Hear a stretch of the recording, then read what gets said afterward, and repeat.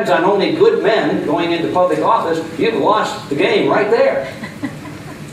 So Jefferson was saying in that sentence, of course they're going to be scoundrels there. Therefore, let us build a system that will prevent the scoundrels from doing too much damage before we can get them out.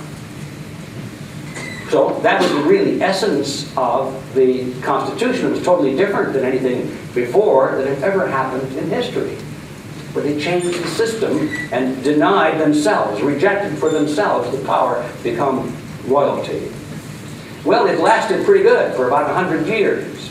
But almost from the first day of the Washington administration, there were influences at work to begin to crack those chains, to weaken the links. And finally, after about 80 years and after 100 years, by the time we hit the Woodrow Wilson administration, the system had already been the chains had already been broken. It's just that the American people hadn't figured it out yet. The chains were broken, definitely, in the Woodrow Wilson administration.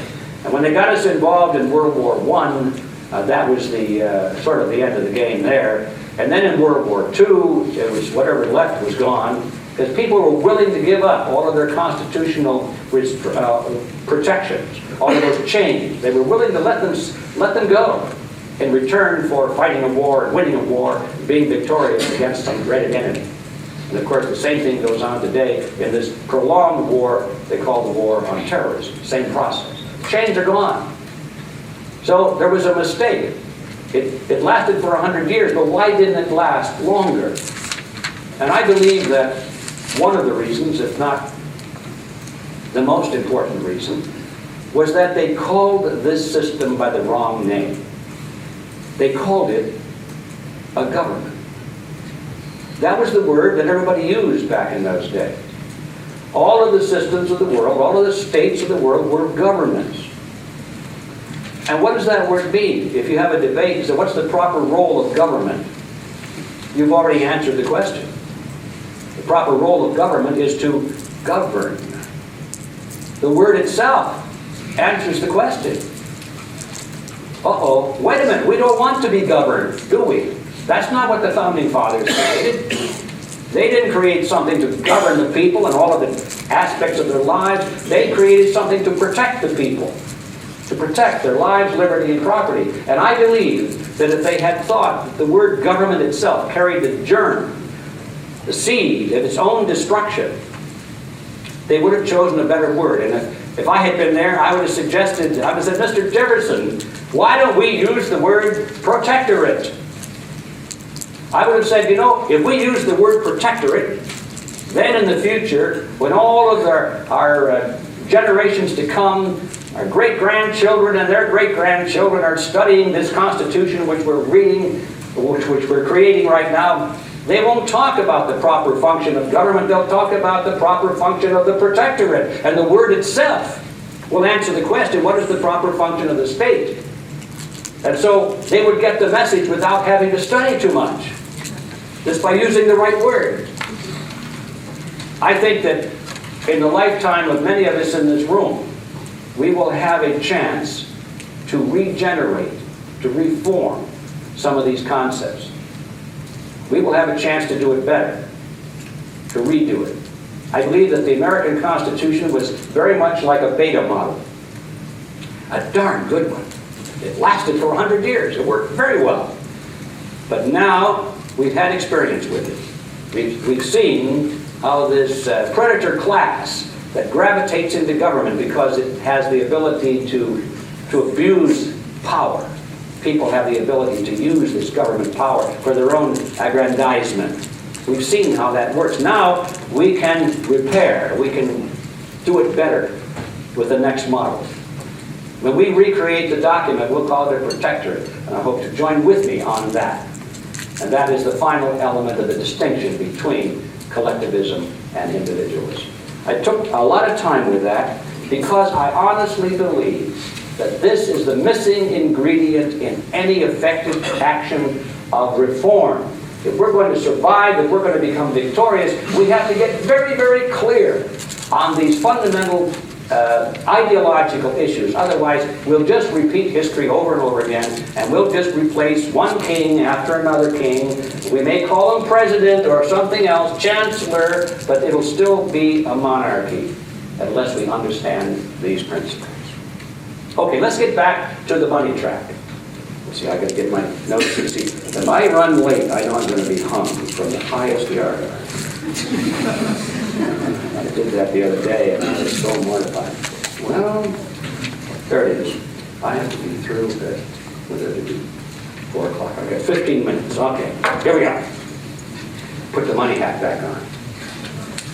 Everybody wants to know, are we headed for inflation or deflation? And I've already talked a little bit about that. And I've already told you that I think that in the long range we're headed for inflation. But I certainly acknowledge the reality of deflationary pressures very much at work today. To make my point a little clearer, I'd like to use the analogy of a bucket of water. And the water in there represents the money supply in the system. Generally, the definition of inflation is that when the money supply grows at a rate faster than the supply of goods and services, which are bidding against the money. If they both grow at the same rate, then there's no inflation. If the money supply grows faster than the goods and services, then there's inflation. If the money supply shrinks so that the goods and services grow faster, or if they're both shrinking, but the money supply is shrinking faster, either one of those will produce a, I'm going to swallow a frog here, I think this piece of square is big. So the point is that if the money supply is dropping below the supply of goods and services, then you've got deflation. So which is it? The question is, how come, with all of these trillions of dollars that we know have been dumped into the bucket in the form of fresh water at the top of the bucket in the last year, how come the bucket isn't just running over? How come we don't see massive inflation? Where's the water gone? And the answer is that at the bottom of the bucket there are holes. And while new money is coming in, there's old money going out. And the money that's going out is in the form of loans that have been written off. People have lost their homes.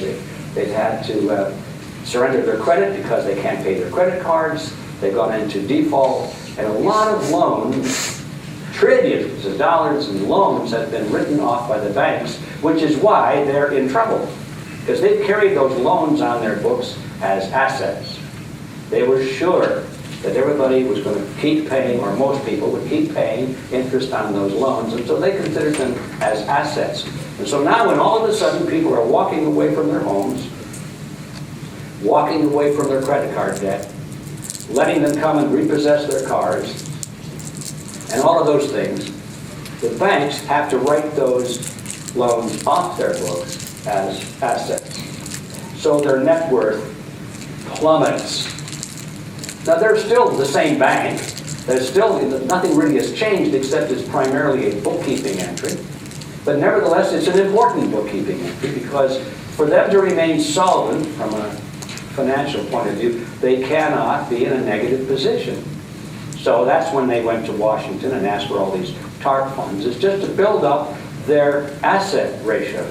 They can replace those lost loans, okay? But the point is that money has gone out of existence from the bottom of the bucket in tremendous quantities. So that the money coming in at the top is, to a large extent, simply replacing money that's going out at the bottom. And that's why one of the reasons we haven't seen so much visible inflation. Although I believe that the inflation that's going on in the economy, outside of these bubble sectors of real estate and the stock market, I think that inflation still is much higher than what the government is claiming it to be.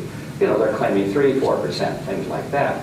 My personal belief is that the net inflation has been running 7% or higher if we really measured it realistically, and maybe even more than that. Also, there's the factor of something called euro dollars. For years, decades, the Federal Reserve System has been creating billions of dollars and pumping it into the economy through loans. But where's the inflation? Where did it go?